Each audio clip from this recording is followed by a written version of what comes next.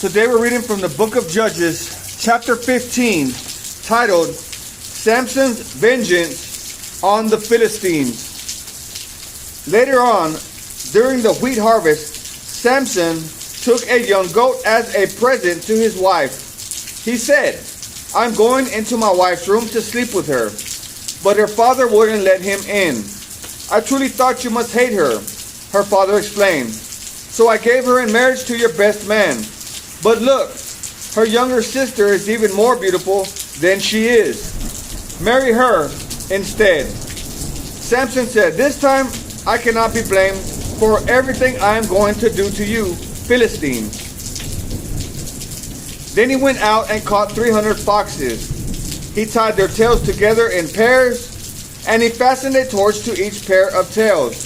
Then he lit the torches and let the foxes run through the grain fields of the Philistines. He burned all their grain to the ground, including the sheaves and the uncut grain. He also destroyed their vineyards and olive groves. "Who did this?"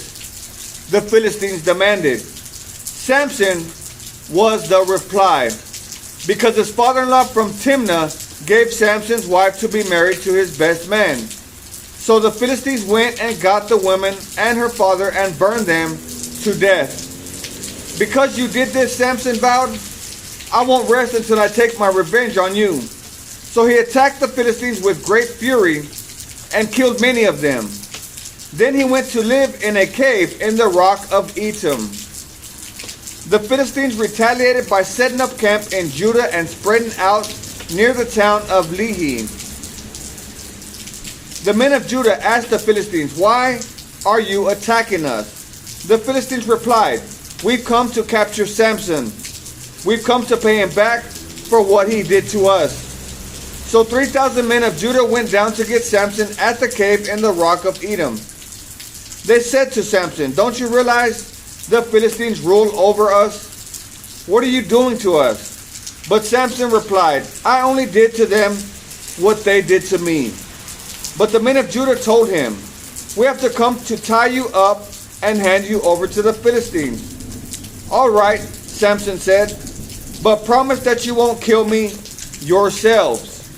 "We will only tie you up and hand you over to the Philistines," they replied. "We won't kill you." So they tied him up with 2 new ropes and brought him up from the rock.